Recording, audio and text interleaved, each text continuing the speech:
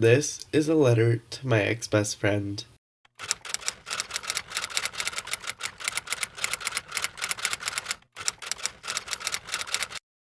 Hey guys, Logan here, welcome back to another video. I'm gonna do a letter to my ex-best friend. So first I guess I should share with you how I met this best friend. In 2014, my parents, my mom and stepdad, Colin, were moved to Nova Scotia because of being in the military. What that meant was I had a choice. I could either stay in my hometown or move with them to Nova Scotia. I ultimately decided to move with my mom and stepdad to Nova Scotia, and I'm really glad I did. I knew from the beginning that I wanted new opportunities and a new atmosphere, and Nova Scotia gave that to me.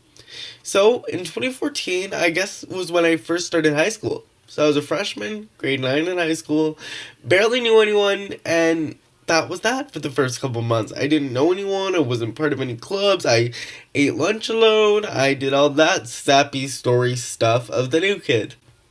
And then I slowly started to meet people. I met a girl named Kendra, I met a girl named Marissa, I met a girl named Bailey, I met just a few people, you know.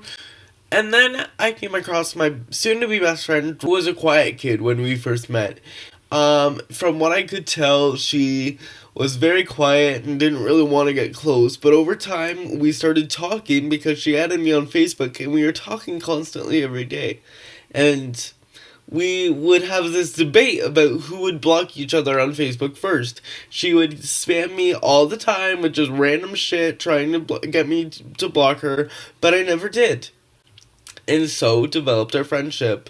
It went from talking in school to eating lunch together every day to spending every moment together at school, possibly together, to her coming over to my house almost every weekend, us going shopping, us talking about boys, us cooking, us being part of bake sales together, us doing everything together.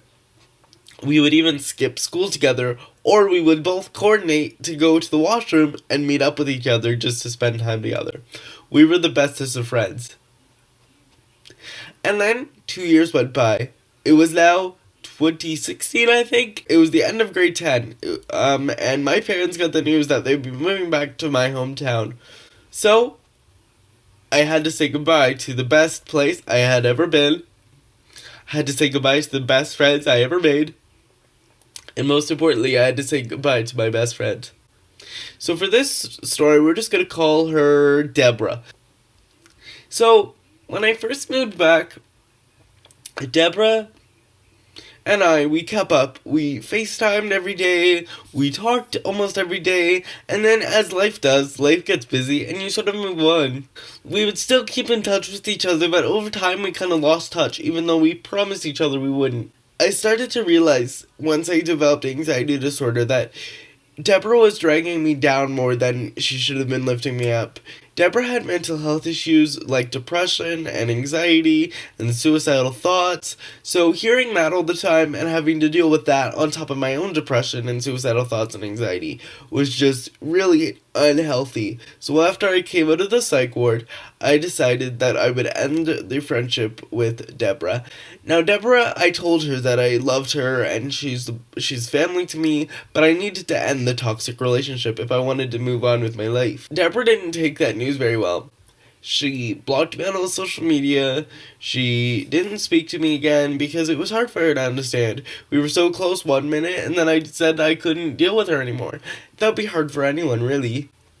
So then we didn't talk, and then after a while I started to talk to her again. I got to somewhat talking to her occasionally, and I apologized for what I said, and I said I regretted it and all this stuff. And truthfully now I don't feel like I regret it. So Deborah and I would start talking again, and then I would have to go back to Nova Scotia for the passing of my step-grandfather, so me and Deborah made plans that we would meet up. Since I'm only 17 and I don't have my license, I was staying 2 hours away from where Deborah was, means that I would have to get a drive from my parents. So the days really coordinated with them, but we ended up working something out. And unfortunately, she was unavailable that day. But then another day came along, and we were planning to meet up, and, well, I was at least, and a day came along, and she said words that still hurt me to this day. She said, "I'm not in the mood," which meant to me that she wasn't in the mood to fix our friendship. She wasn't in the mood to care anymore. I didn't have all the time in the world in Nova Scotia. This was the last time I could hang out with her while I was here, so we didn't really have an option. And it wasn't like she was busy. It wasn't like she had prior commitments. She was just not in the mood. Now, hearing that from someone who was my best friend for 2 years and we were inseparable together hurt my heart. I left Nova Scotia without seeing Deborah. It gets worse. I got home from my Nova Scotia trip, went to message her on Facebook, and noticed she had me blocked. So I knew right then and there that I had to give up on our friendship. As you can imagine, that really stung because I loved her. She might not have always been the best person. She might have been negative sometimes, but that didn't excuse the fact that I loved her. It's almost been 4 years since Deborah and I have seen each other. Been 2 to 3 months. It would have been, I think, 2 months since we've spoken. I just want Deborah to know that if she ever does end up watching this video, that I hope she's well. I love her. Regardless of what you may have said in the past, I forgive you. You're a beautiful person. Don't let anyone tell you different. And I hope you find happiness in your life. Doing whatever it is that you were meant to do. I love you with all my heart, and thank you for everything.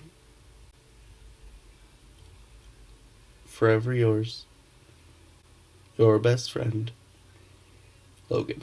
Alright guys, that's the end of this video. I hope you guys enjoyed this video. This video was just sort of my therapy mechanism. I kind of wanted to get this out to myself, so this was the best way I figured I could do it. So I hope you guys enjoyed the video, and I'll see you next time. Bye.